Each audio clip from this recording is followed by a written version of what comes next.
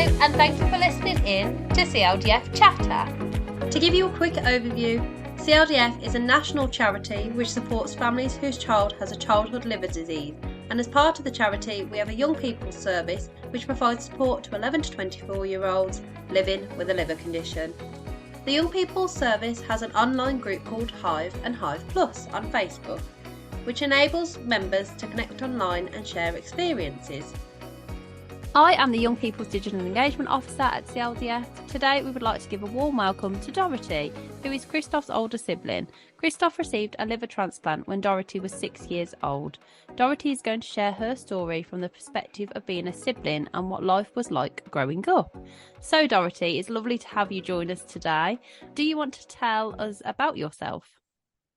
Yes, lovely to be here. Thank you for having me. So my name's Doroti and I'm the older sibling of my little brother who had a liver transplant 12 years ago. And I currently study at the University of St Andrews, studying English. I'm really passionate about raising awareness of organ donation and about raising awareness of siblings and the support that they might need when having a younger or older sibling who's ill. So just to get a bit of background information then, how old was Kristof when he had his transplant? Yeah, so Kristof had his transplant a few days before his 3rd birthday, and I would have been 6 years old. So there's a 3-year age gap between the two of you then. And do you think, obviously yourself being a sibling, do you remember a lot from your childhood at about the age of 6 when that happened? Yes, absolutely. I have quite a few memories, especially from the night when we had the call for a new potential liver donor, because we had 3 calls and the first 2 didn't end up being a match. So I always stayed at family friends' houses, or family friends came around our house to look after me at very random times because you never know when. So I have quite a few memories of that time. You know, the different feelings and observations that I made when staying with family friends. You know, you notice that your house is not, you know, it's not got the same people in that you're used to. You notice that, especially the night times actually for me, I noticed that all the distractions are gone. Yeah. And you just think and notice all the differences, and you miss your loved ones, and then you obviously worry about your sibling as well. Yeah. Those are the most core memories, because during the day, family friends are brilliant. They distract you, they play. You know, I was 6 years old, so the daytimes were fine. It was mostly the night times when you notice the change and you start worrying a lot. And so that was probably the defining memories of that time. But obviously afterwards, when he did have his transplant and I got to visit, that again, in my experience, it was a lot better because I got to see what was going on.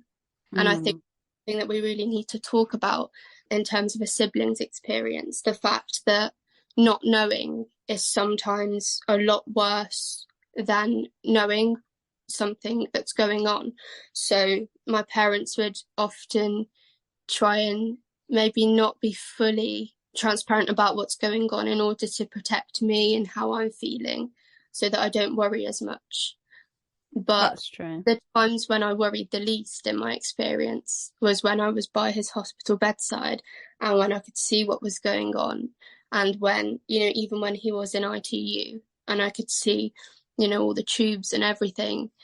And you'd think that that would scare a 6-year-old, but in fact it was the opposite. It was comfort knowing that he's there, he's okay, he's being looked after, and that I can see it and I'm not making anything up. Because a 6-year-old, again, they make stuff up. You know, your imagination's really all over the place, and it's sometimes a lot worse to let a child imagine the circumstances. So I think transparency and just honesty is such an important part of a sibling's experience, and how parents could be, you know, really helpful to a sibling when they're going through those experiences. I can see your point there, obviously, like you say, because imagination does run wild, doesn't it? So Yeah. I think when you've kind of evidently seen the situation of like your sibling in your case, that helped you on your journey. And that's some good advice for other parents who are listening as well, obviously, from your perspective. I mean, it might not work for everybody, but in your situation, it made you feel more comforted knowing what was going on rather than, like you say, being at home with friends and family and not knowing the full picture. So, I mean, I was going to ask you as well, do you want to explain, obviously, you're a little bit unique, aren't you, in the fact that you came over from Hungary when you Yeah. were little. So do you want to speak a little bit about that? Yes, we did. So to get the medical care that my brother needed, initially we moved from a small town in Hungary to Birmingham city centre because we needed the Birmingham Children's Hospital. They were the ones who took on my brother's case and gave him the treatment and the diagnosis, and everything that followed. I was 4 years old when we moved countries, and the defining aspect of that, I suppose, is language, because I had to learn a new language. I went straight into primary school, and my first memories of that were just sitting in a classroom and crying, basically, because I couldn't speak the language and I felt like no one understood me. And I feel like that moment there is, in its unique way, sort of representative of what many siblings go through. They feel like they're in a room full of people who don't understand. I think that experience of me with the language aspect of it is really important, and we do need to talk about communication a lot more because that ties into it very much as well. I picked up the language quite quickly, very fortunately, because as young children do, we're very lucky. But obviously it was harder for my parents to pick up the language. My dad became my brother's full-time carer, and then I went on to translate a couple of his hospital appointments and helped out in that way, which again meant I had to understand what was going on. So that aspect of transparency and honesty again became a defining thing. And I think communication a lot of the time, just as an overall aspect, it defines what the siblings' experience is going to be as they grow up, because communication and language and the way that we talk about these experiences, both in the moment and later on, really helps to shape how we think about them. And then, of course, in terms of learning words that our peers don't really understand. So there's loads of hospital abbreviated terms. I don't know many 6-year-olds who know what a phlebotomist is, or like what ITU stands for, or what immunosuppression is. Just any type of like medical word. We get a insight into a different kind of language very early on that people don't necessarily understand. I mean, I know some adults who don't know what those words mean. So yeah, I think communication and understanding, that's really, really important. I think the more we talk about it and the more we normalize it, the less, scary it will be for siblings to actually talk about it and say, yes, I've had this experience, but other people have had it too. So. And as we go on to chat with you today, obviously feedback from siblings as well, sometimes they just feel like they can't share how they feel because most of the time, obviously, the attention would be on the child that has got the liver condition. And rightly, you can understand why that is as well. But obviously, we can explore that with yourself and get some advice from you about maybe how some siblings may be feeling during this time, because this is a journey that you've gone through, haven't it? So, I mean, how old are you now, Dorothy? I'm 18 now. Yeah, so obviously it's been throughout your childhood and into adolescent and now early adulthood, hasn't it, that you've managed to kind of learn from these experiences and talk about how you've kind of managed through it as well. And that's why I wanted to just get you to clarify, obviously, about the fact that you did come over from Hungary, because your experience is slightly different as well, because technically your close family weren't local anymore. So for you as a sibling, like you said, you had to stay with friends, didn't you, that you'd made it in the UK. Thank you for introducing yourself and obviously giving some background into obviously your little life so far. So what would you say your early years look like? So, as I've just briefly mentioned, my early years, as I would describe them, they were really quite happy, which I don't know, you might not expect, but they were really just characterized by imagination and stories and making up loads of different things with my brother. So he couldn't talk until after his transplant, and he couldn't walk until after his transplant. But I think that's another thing that, where siblings play a very crucial role, because they just adapt and they don't look at the disability. They see it like all the possibilities, and there were so many because we got on so well, and we created like a little world of our own imagination, and we spent all the time that we possibly could there, whether we were at home or in the hospital. It was just, really a wonderful thing to share. And I think that goes for all siblings, I think, just having their little escape.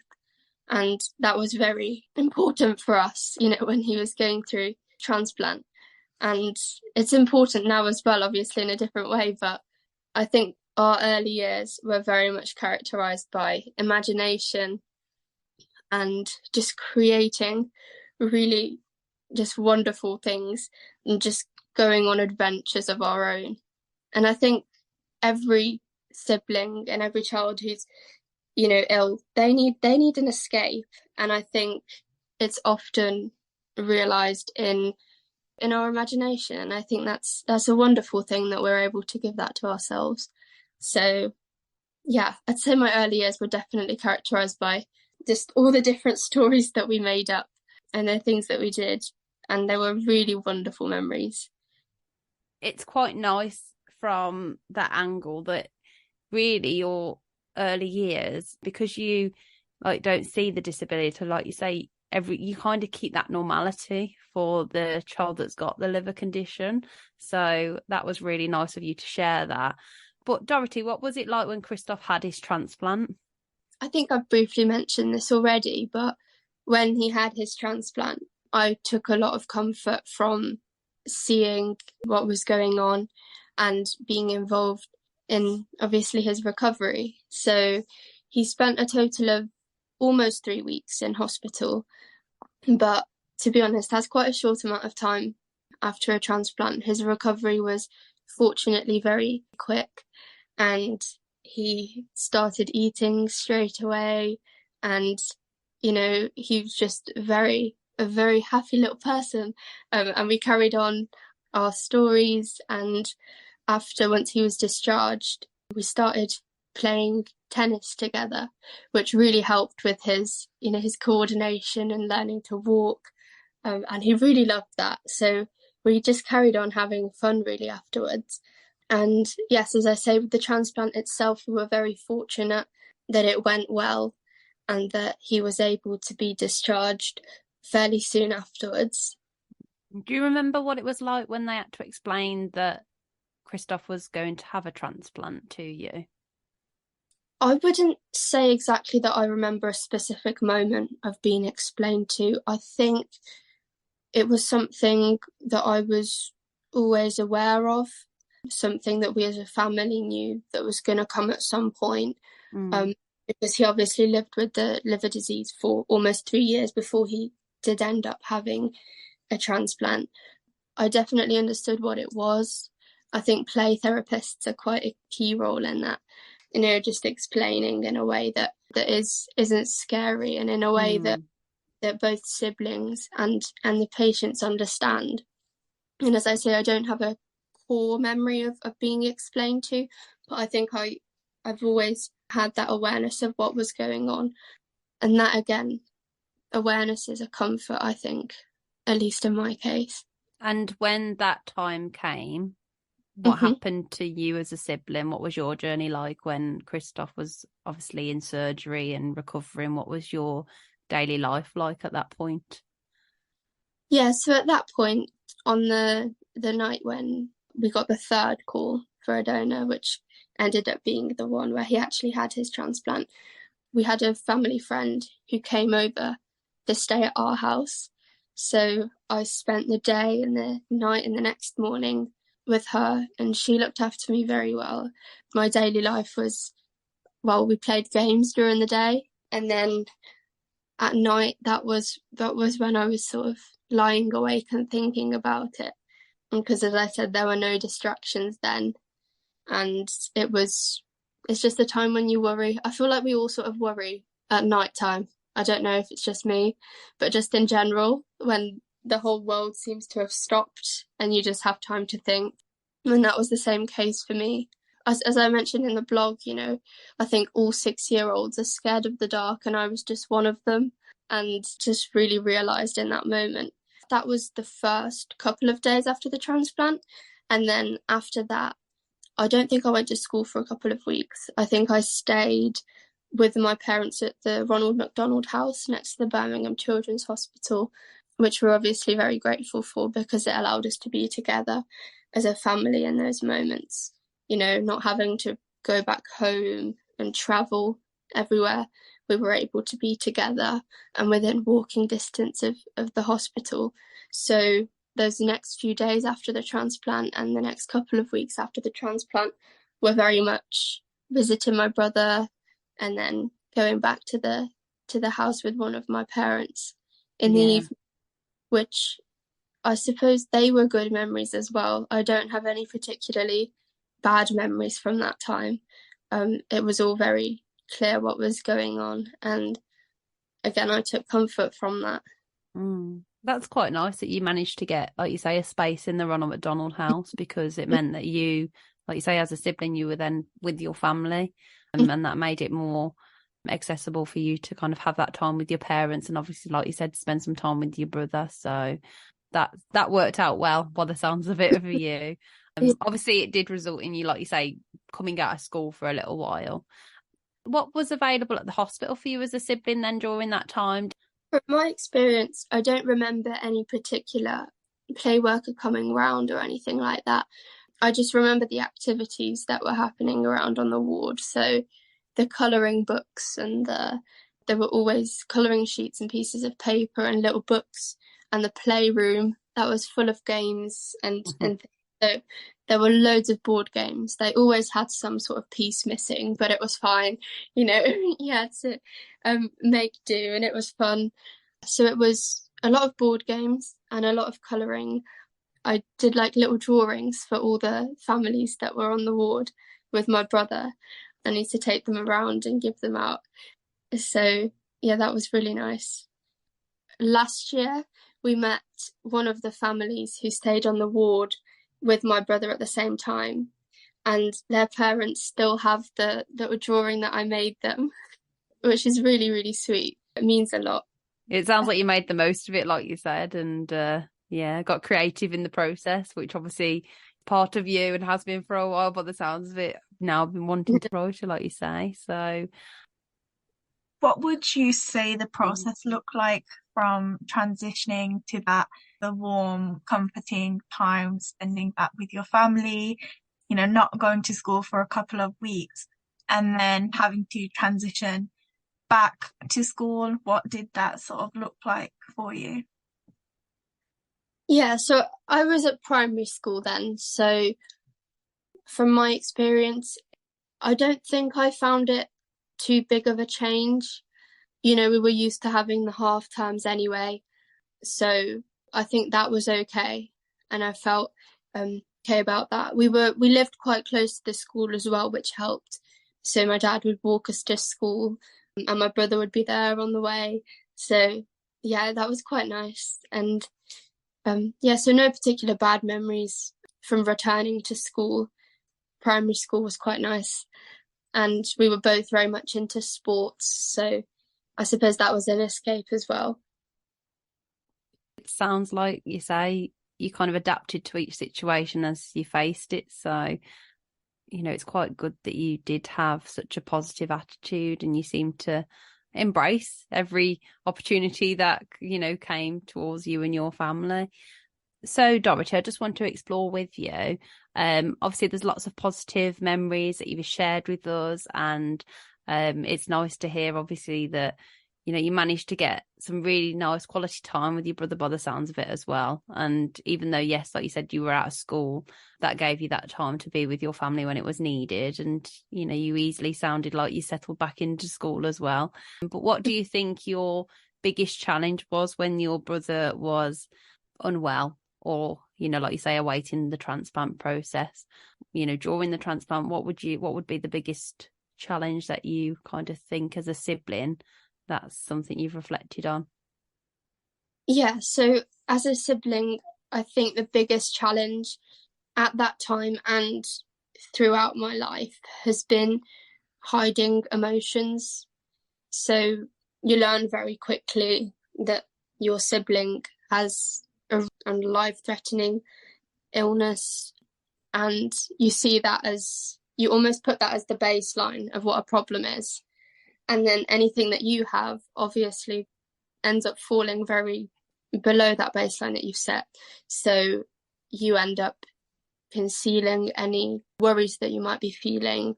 If you're feeling particularly guilty about, being able to go to school and just simply being well, you don't talk about that either.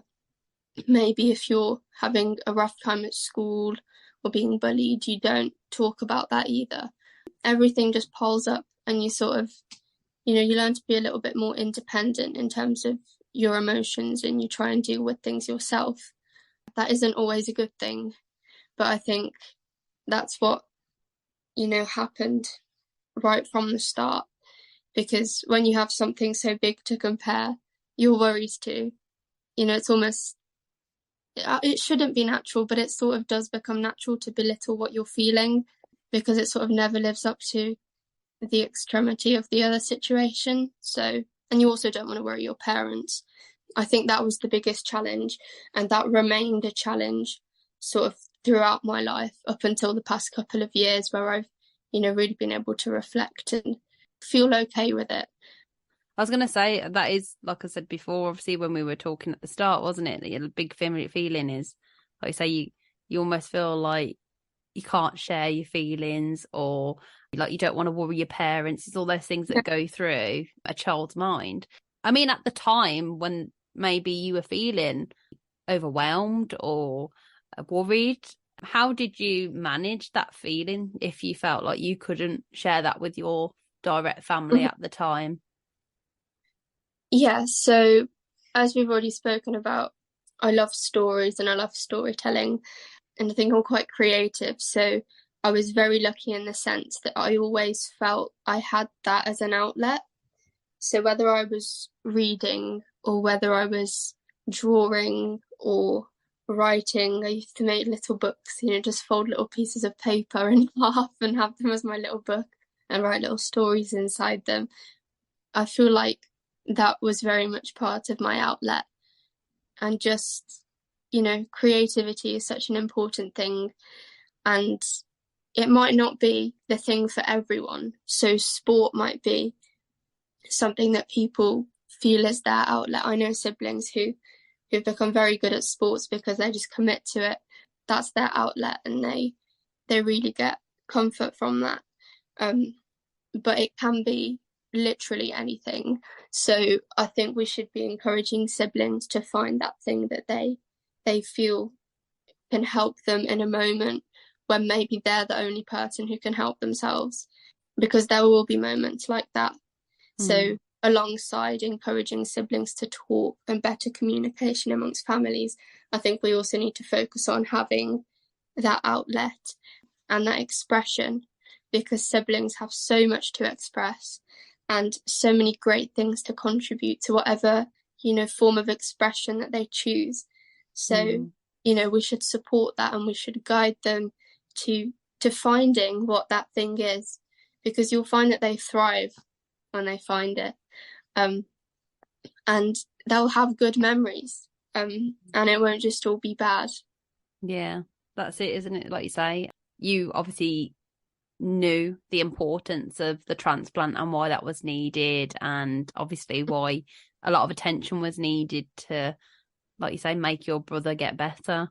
And in those moments where it was a bit of a challenge, that was what you could have gone to, is your writing, and obviously, like you say, creating the little books that just kind of allows you to go into that imaginary world that you were describing. So, but yeah, I mean, obviously you were attending school as well. Was there anything either challenging in school, or was school quite supportive of what was going on in your family life? So I think the conversation about school, for me, became most prominent when I went to secondary school, actually, because during primary school the teachers knew about what was going on. I was supported, but I think at primary school I just wanted to get involved in everything, and I was sort of okay in that. And I didn't initially ask for any support or anything like that. It was more when I ended up going up to secondary school that I sort of internalized a sense of wanting to prove that I'm worth, my parents' attention. Because I think something we haven't spoken about yet is that siblings often feel like almost secondary in the environments that come to shape their lives. So they don't get the most attention in hospital, obviously, and understandably. They also feel like they're maybe not getting enough attention at home, and again, understandably. But that then, for me, transformed into a sense of, okay, I need to get good grades. I need to do loads of extracurricular. I need to get involved in everything. And then if I do that, then in some way I'm going to prove that I'm also worth some time and being paid attention to. So I got involved in everything at secondary school. And as much as it was good in some aspects, upon reflection, I think it's a bit draining after a while, and it doesn't necessarily achieve what you want it to achieve, because you soon realise that your parents are there for you anyway, and then it's not about you proving anything, and those expectations that you set yourself are probably more harmful than what was there to start with. That experience just sort of reinforced my sense of hiding emotion and not talking about how I was feeling, because I felt the need to perform better at school. And that was sort of my way of dealing with that. Yeah, almost like keeping busy. And like you say, yeah. it's added pressure to yourself, isn't it? So I guess once you started that behaviour, it's hard to break as well. Yeah, it'd be interesting, obviously, to explore your later years as well. So what did the journey look like as you moved into your teenage years? You mentioned that you struggled balancing a lot of things. You were involved in a lot of extracurriculars. How were you able to navigate that journey and get to where you are now? Yeah, so I was involved in a lot of extracurriculars, and I did set myself very high and sometimes unachievable targets. But just going back slightly, I think my start of the journey of the teenage years was sort of characterized by an experience that I had slightly sooner. I was diagnosed with arthritis when I was around 10, and that lasted for a few years. And during that whole experience, I just remember almost denying everything that was meant to be happening. So when they were asking how much pain I'm in, I would say like none, it doesn't exist. Like, I was almost angry at the fact that anyone would think I'm not okay, because obviously, again, back to the the baseline that I'd set with like my brother's illness, that again did not compare at all. So I felt like I was almost wasting people's time on it. That sort of, started off how the teenage years were going to unfold. Because then later on, I struggled a bit with health anxiety. I think during COVID, again, we had a lot of time to sit around and think, and that didn't really help much because, I started thinking about, like what could be wrong with me. If you look, you'll always find something. And I did, and it wasn't very helpful, and it was a lot of pressure on my family as well again. But you ask how I overcame that. Again, I think the creativity for me was really important. That's when I started writing poetry. I hadn't done that before. It was always stories. That was, very important. And I think it was also important that I then joined sixth form. I had a really, really positive experience at sixth form. I focused on the one thing that I loved, and that was writing. And I didn't need to be head girl and all the different, like everything else, all extracurricular, to feel like I've achieved something. I just focused on that one thing, and people were kind to me and people acknowledged it, but I was also celebrating everyone else's achievements and everything. So it became much more of what I would like to do rather than what I think I need to do in order to be recognised for things. So I think those few years of just hiding my emotions and not acknowledging what I was feeling, and those couple of years of struggle with health anxiety, I feel like they came together in a sort of reflection in my creativity on, I don't have to carry on like this, and I can be more open about it. And I have spoken to my parents about it, and I've spoken to my brother about it. Past couple of years, it's become very more open. That's good that you've had, like you say, the opportunity to speak about it now. And obviously your experience at sixth form meant that it almost sounds to me like you say, found yourself and what you like, rather than that pressure that you're putting on yourself, which sounds like it was more of a positive experience for you. So, and has that continued to what you're doing now today? Yes, absolutely. So I've gone on to study English at university, and I'm putting time aside always to write and to read, and I'm focusing a lot of my attention with my writing on raising awareness of organ donation and about raising awareness for siblings, because they're things that I'm really passionate about and I love writing about. So I feel like it's definitely carried on into the present, and that's something I'm really grateful for. I was given the opportunity to perform a poem at the opening ceremony of the British Transplant Games a few months ago. The poem is basically a letter to my brother's organ donor, because we've been lucky enough to meet his family since. And that moment when I first showed my brother's donor's mom, and then the moment when I eventually ended up performing at the opening ceremony, they were both incredibly special moments, because I was able to express exactly what I was feeling and the whole journey in words that came together after a journey of over 12 years. And I found that people connected to it. It wasn't just my journey that I was talking about. There were aspects of everyone's journey in there who was in the crowd that day. And loads of people came up to me afterwards saying that they felt represented in that. They recognised themselves in what I said. I think that's such an incredible thing, to be able to see that you're not on your own. What focusing on my writing has been able to do is realise just that. It's definitely quite unique, isn't it? Because you've got that experience, that journey behind obviously understanding how people feel. So writing about it, I can understand why people felt connected to it, because it's almost the truth of an experience, really. Again, that must have been quite an amazing opportunity, like you say, and an honour to read at the opening ceremony.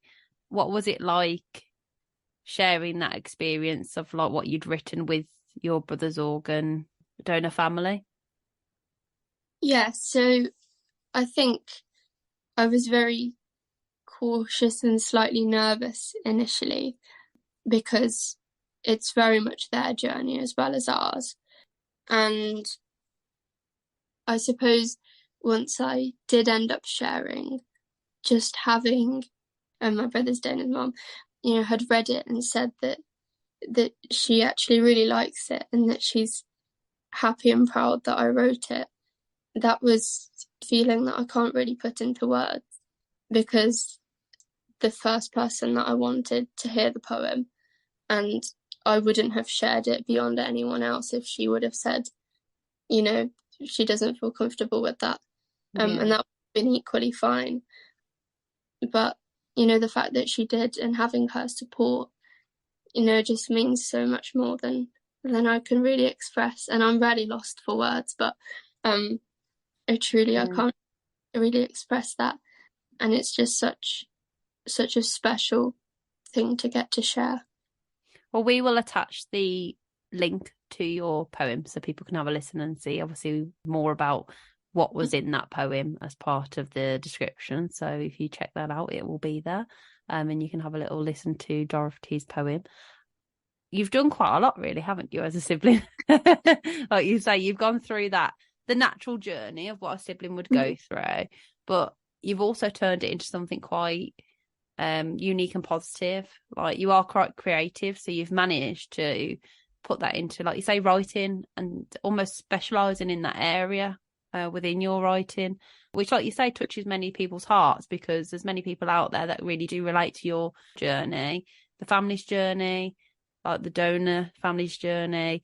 And that's something that from a young age you were seeing and observing, that you can do your very best, can't you, now, and shape like your writing with that. And I'm sure you'll be very successful with it. And obviously it's really important for families to know that you've managed to find what you enjoy and what makes Doroti. It's nice for families to hear that you have gone to uni and you found something that you're passionate about that makes you you.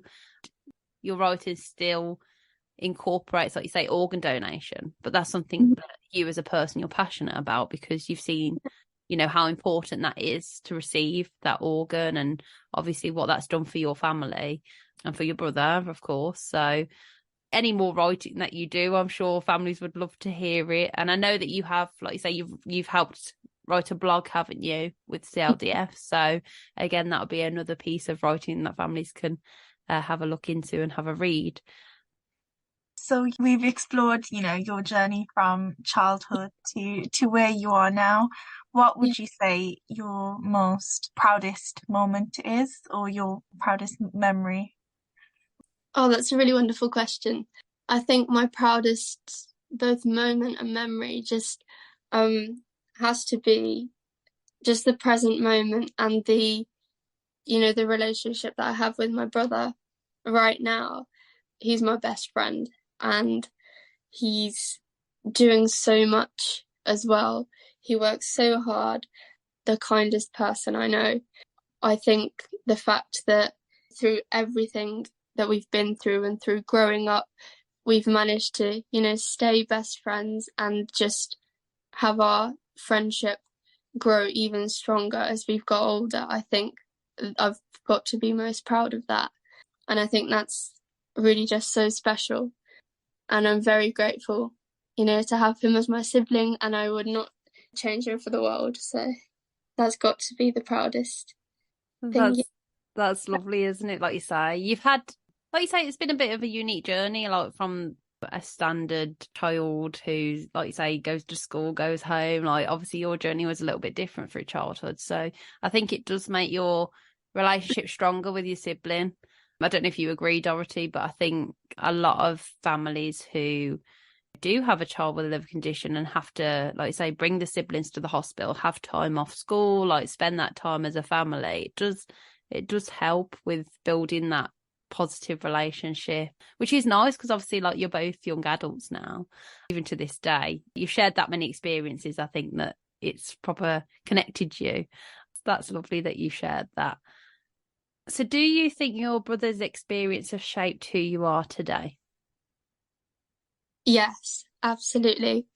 I think going back to the very start about having to imagine a world of our own in order to escape some of the things that we were seeing and going through, and just to create a sense of fun. I feel like that has shaped my life up until, the present moment right now.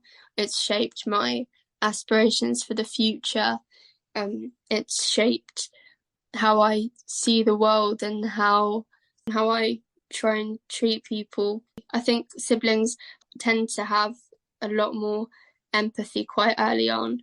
They tend to be the ones who stick up for the other children at school, and who maybe try to include everyone that they possibly can in every circumstance, and just consider how everyone else is feeling.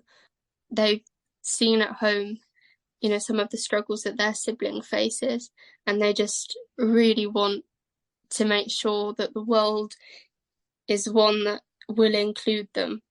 I think it's definitely shaped me, and for the better. I'm very grateful for all the experiences that we've had. So they've definitely shaped me. Yes. Thank you for sharing. But like you say, I can see what you mean when you say, the sibling is the one that wants everyone to feel like they're included. Because, I mean, there are elements where, like you say, a child with a liver condition can be at home, out of school because they're not feeling very well. So they miss that interaction with their friends. And we've had it where they go back to school and either their friends have moved on or they've missed out on bits that have happened at school. And obviously that individual child then feels quite isolated, quite lonely. And from, like you say, from your observation as a sibling, when you see other children like that at school, it just reminds you, doesn't it, what's going on in a family's home. It's almost like, actually, include that person, because you know exactly what it feels like for somebody that's very close to your heart. So no, it's nice that you shared that. As you mentioned, school and missing school quite often. Another thing that I also am quite passionate about is talking about schools and the way that they approach attendance, because one very clear experience that my brother had growing up really throughout his life was getting these letters from school saying that, his attendance is so low that he won't be able to catch up. One that really stuck with me even used the word impossible, the phrase impossible to catch up. And obviously, after all that they've been through, that's the last thing that they need to be told by a school where they're clearly trying very hard and doing very well. Yes, I'm very passionate about that as well. And I think we need to talk more about how schools also maybe consider both siblings and especially, the children with the illnesses in terms of celebrating success, and is attendance really success? Like you say, they've gone through an awful lot, haven't they? They've had to go through the challenges of waiting on a transplant list is a big challenge in itself, emotional, like well-being wise, and waiting for that call, isn't it? And then obviously to receive like major surgery and recover from that and adapt back to school, like they're all massive milestones that a child goes through who's got that illness, and the same for the sibling watching that and obviously being a part of that journey. And we've got many families that, like you say, get that letter, and it's really disheartening because parents feel like they haven't done enough because they maybe not got their child to school enough, but they physically couldn't get the child there because the child wasn't very well, and they're doing their best interest to make sure that their health comes first. And then siblings see that letter, and obviously what, you feel empathy for your sibling that's obviously received that letter. And in some cases as well, like siblings can receive that letter too, because like yourself, Dorothy, you had to take some time out of school yourself. So I mean, that's disheartening, isn't it, when you get that letter? And for the young person who's got the actual illness, they're trying their best, aren't they, to get back to a normality in life. And it's really hard to when they're receiving almost like a negative letter. Like you say, awareness needs to be raised about it.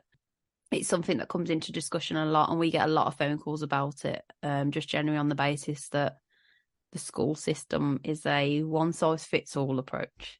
And there's flexibility within it sometimes if you've got a good school that are willing to make adjustments, but that requires usually requesting that as well. It's something that, you know, a parent's got to put that effort in to have to get the courage again and fight another battle and say, you know, my child needs this, their needs are different, they need to go to hospital appointments, they need to take time off school.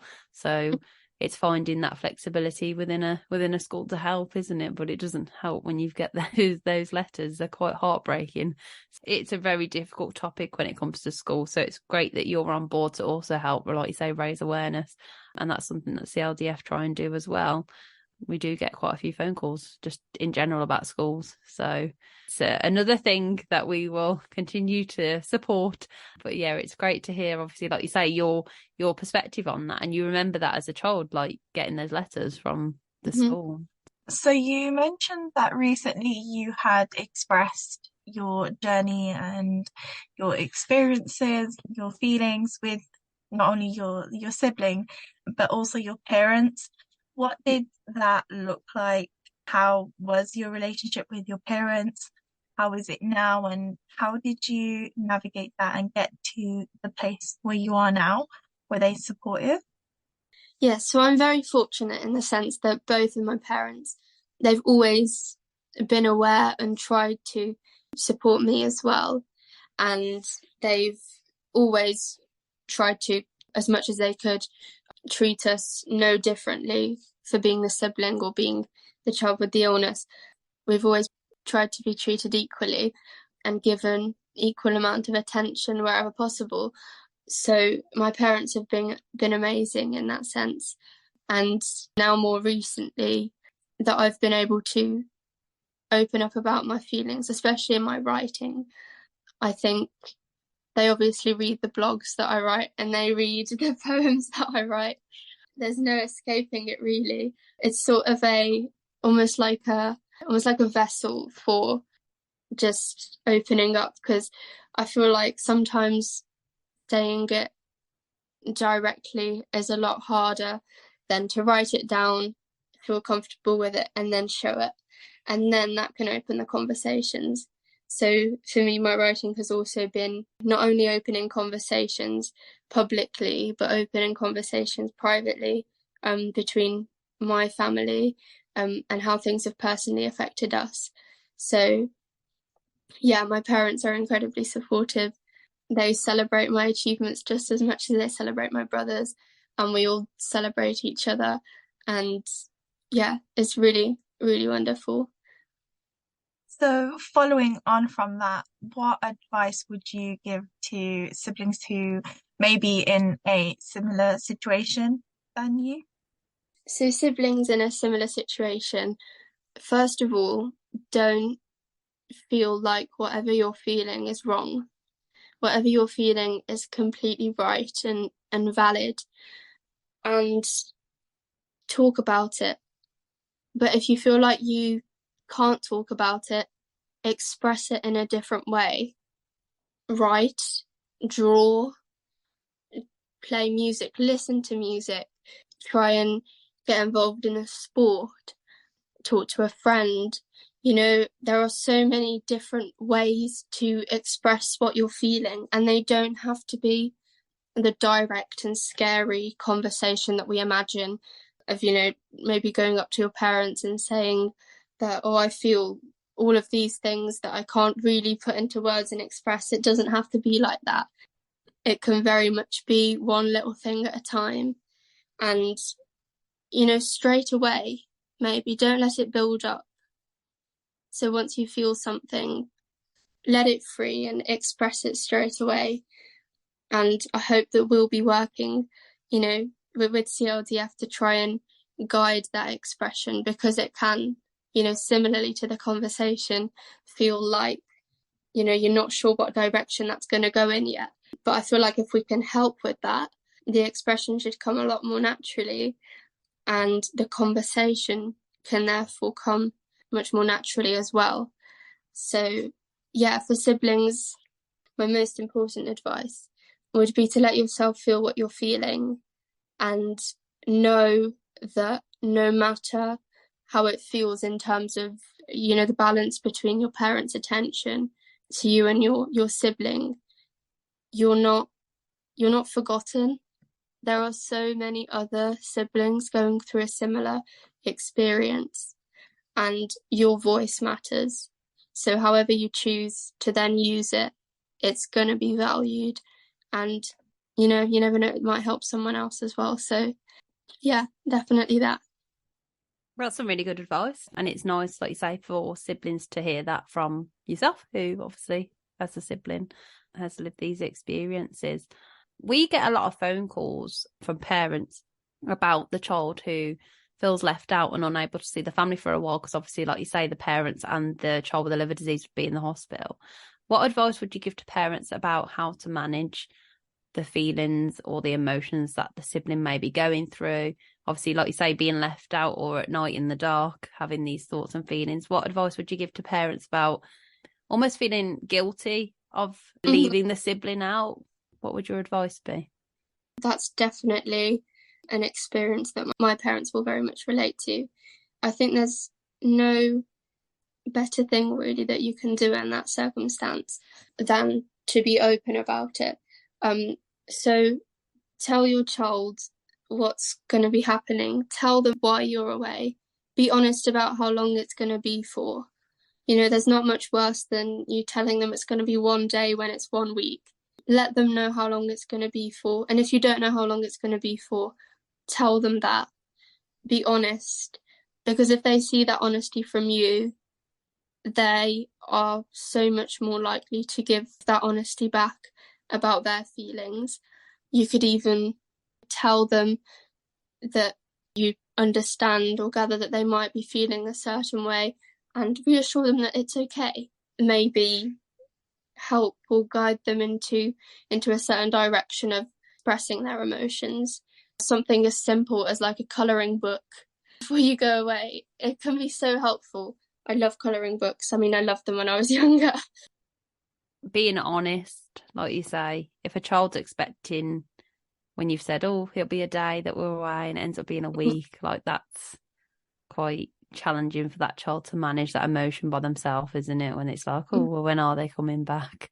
Or what's going on? Has something bad happened because it's been so long? Like, they're all the questions, aren't they? Like you say, your imagination can run wild with. So, I mean, it's nice that you summed up there that it's what a parent has to do in that time. They have to go with that child who's got the liver disease and support them in the hospital. That is something that they've got to do. So now you're older, Dorothy, has it come to realisation like that was the most important choice that your parents had to make at that time? Oh, definitely. Definitely. And I think I've always appreciated that that's what needs to be the priority, and that they're not doing that because they don't love me or love me any less. But I think now that I'm older, I definitely appreciate it more. And I see the bigger picture. Wouldn't be as healthy and as well as he is if they hadn't made those decisions and been there for him. And that's so important for parents to know that the sibling does understand that, and that they will grow up and understand it even more. And, well, I at least don't feel anything bad towards my parents. I feel like they're incredible parents and they've done the right thing when they needed to, and they were put in a very difficult circumstance as well, and that's not their fault. And it's like you can see that they had to balance quite a lot as parents, and I guess there was times where, now on reflection, I know you mentioned you were in the Ronald McDonald house, and that was probably an adventure for you. You were like, yes, I'm going to the house, I see my family, I get to see my brother. But deep down in your parents' mind, I bet they were thinking about the worry, about the recovery, but still keeping, like you say, that positivity around you to take you in. And would you say, were they keeping a strong face when you were present at the hospital, or were there times where they were actually saying it is a little bit worrying? What's their kind of approach to it when you were present at the hospital? I think they did mostly always keep a strong face. Yeah. I think that's quite common for parents to do that in front of siblings and in front of the child who's ill, especially when they're very young. They feel that responsibility to make sure that at least we feel that everything's going to be okay, even when they're uncertain and they're getting bad news. I guess that helped, didn't it? Because while you're at the hospital, like you say, you've got memories where it was fun and you were enjoying yourselves and you're making the best out of a situation. Like you say, having parents that encourage that positivity around the hospital bed really did help. So now that you and Kristof are both young adults, how would you describe your journey as siblings? I mean, we've remained best friends all the way through, and I'm so grateful for that. Our journey, as we've gotten older, has definitely let our perspective evolve and develop as we've gotten older. So very recently, now that we're both young adults, as you say, we're much more open to and aware of having conversations about how lucky we both are that he's remained well, and just the fact that we're able to do, you know, all the things that we're doing and to share these memories. We're very grateful for it, and we're very aware of how lucky we are to have that. So I think, yeah, our journey has definitely evolved through many emotions, but the one that we've ended up with really is gratitude and an incredible friendship. So yeah. It's lovely for you to summarise, like you say, how precious your relationship is with your brother now, and how you shared so many experiences, but you do cherish everything that you both go on to do now. And it sounds like you both are very supportive of one another, and we're doing this podcast on your reading week while you're at university, so I imagine it's quite nice being, like you say, back at home to have some family time before you go back, obviously, to university. I'd like to thank you, Dorothy, for taking the time to record with us today on the podcast. It's been lovely, and obviously sharing your experiences are very personal, so it's a big thank you to you for opening up and telling us exactly what it has been like, obviously from a sibling perspective. And I do believe, obviously, you're very passionate about, like you say, raising awareness, so this will help many parents and siblings, and even those who have the liver disease, to kind of open up to feel what their sibling might be going through. Thank you for sharing. Thank you so much for having me and giving me the chance to share. I really appreciate it. Thank you, because I think it's so important to have these conversations, especially you as a young person. You've now been able to reflect on that journey. So perhaps young people will be listening to this podcast, maybe when they're at the beginning of that journey, you know, when they're trying to navigate it, and the advice that you've given them, you know, perhaps that's something that they'll be able to take on and use as a sort of a vessel, like you said, to navigate that journey, you know, dipping into creative things and using that to help them express themselves. So thank you. Thank you. For those that are listening in, it's lovely that you've joined us on CLDF Chatter. I am the Young People's Officer, so if you do need any support from listening to this podcast, or there's any concerns that you may have or advice that you might need, please do contact us on Hive, our online Facebook group chat, or you could email ypo@childliverdisease.org, or alternatively you can call us on 0121 212 3839, and we look forward to hearing from you.